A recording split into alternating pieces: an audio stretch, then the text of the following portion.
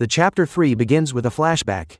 Alice finally learns the cruel truth. The medicine that originally cost only 500 gold has turned into a debt of 2,000 gold after the Manhwa Guild adds fake interest and hidden fees, leaving her completely devastated. The guildmaster throws only 30 gold at Alice after taking almost everything she earned.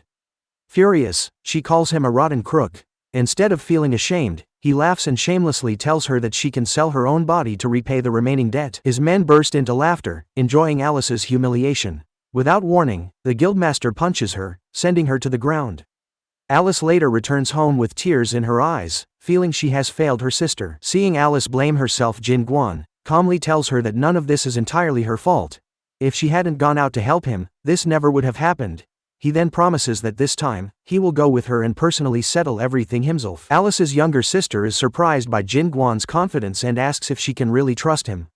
Jin Guan smiles and promises to bring Alice back safely. In return, he asks her to stay strong until they return with the medicine. Before leaving, Jin Guan tells her to hold on a little longer and not let the illness defeat her.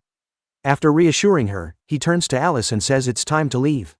This time, they will take back both the money and his stolen manual. As night falls, Alice leads Jin Guan to the Manhwa Guild.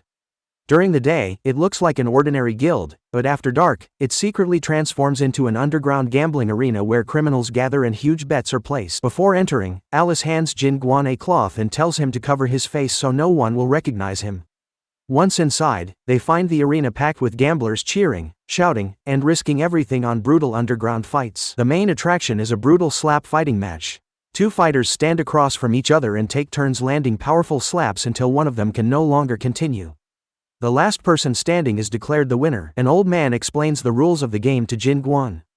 He isn't impressed because it looks too simple. While looking around, he suddenly spots the Manhwa Guildmaster, the same man who stole his martial arts manual and humiliated Alice. Jin Guan wants to enter the competition, but he realizes he doesn't have enough money to participate. After teasing the old man a little, the elder agrees to sponsor him. However, he warns that many people have lost their lives in this arena. Meanwhile, the Manhwa Guildmaster easily defeats another challenger and proudly remains the champion.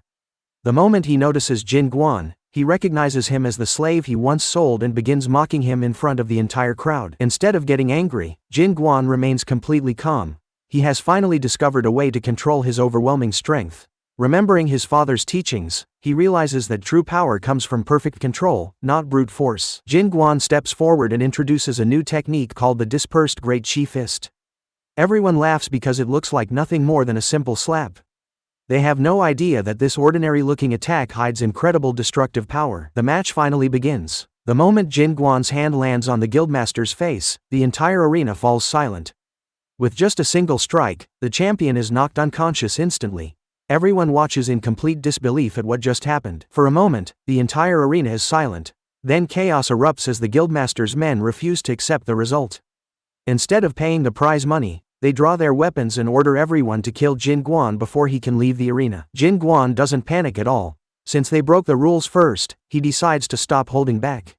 One after another, the guild members rush toward him, but none of them are strong enough to stand against his overwhelming power. After defeating everyone who stands in his way, Jin Guan escapes the arena with both his martial arts manual and the prize money. Alice is left speechless. She finally realizes that Jin Guan wasn't lying. He had truly escaped from the slave traders. The elder secretly helps them escape safely. Alice thanks him from the bottom of her heart before she and Jin Guan rush to buy the medicine.